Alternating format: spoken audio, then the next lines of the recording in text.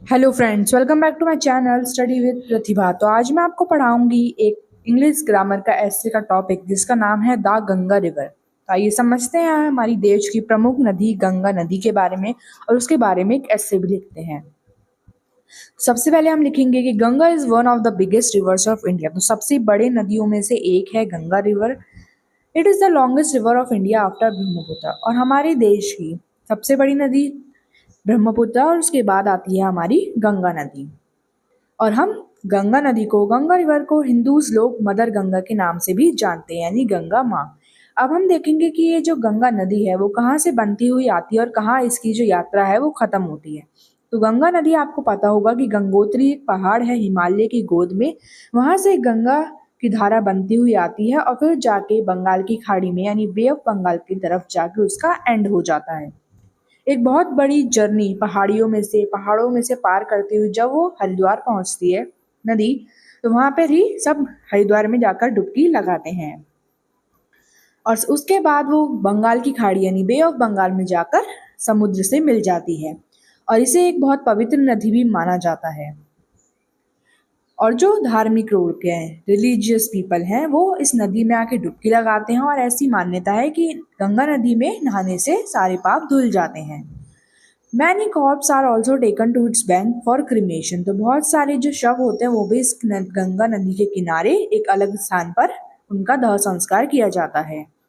Many saints and other religious people also live at this bank.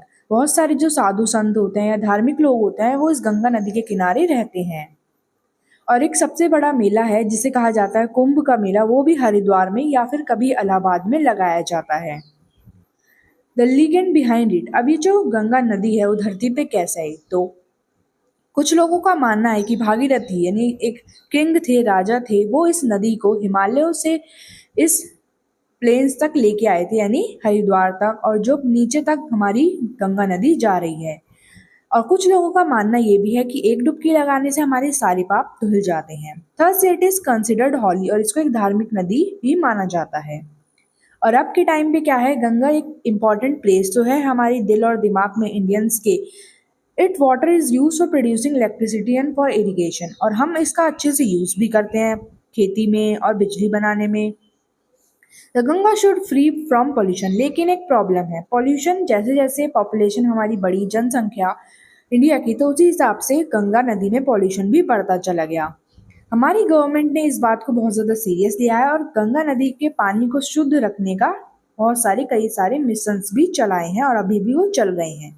We must also cooperate with the government. और हमें भी, जो हम citizens हैं, सबको मिलकर कोऑपरेट करना चाहिए गवर्नमेंट का। जब भी हम वहाँ जाएं तो हमें ध्यान रखना चाहिए वहाँ की साफ सफाई का। तो यही था आपका एक ऐसे, आप चाहें तो इसमें और लाइन्स अपनी तरफ से ऐड कर सकते हैं। मिलते हैं आपसे नेक्स्ट वीडियो में, तब तक के लिए bye. Don't forget to like, share, subscribe and comment. और अगर आपको कोई भी डाउट हो तो कमेंट सेक्शन में ज़रूर पूछेगा। और अगर आपको नेक्स्ट वीडियो किस टॉपिक पर चाहिए वो भी मुझे ज़रूर बता देना और ये वीडियो अपने फ्रेंड्स के साथ ज़रूर शेयर करना।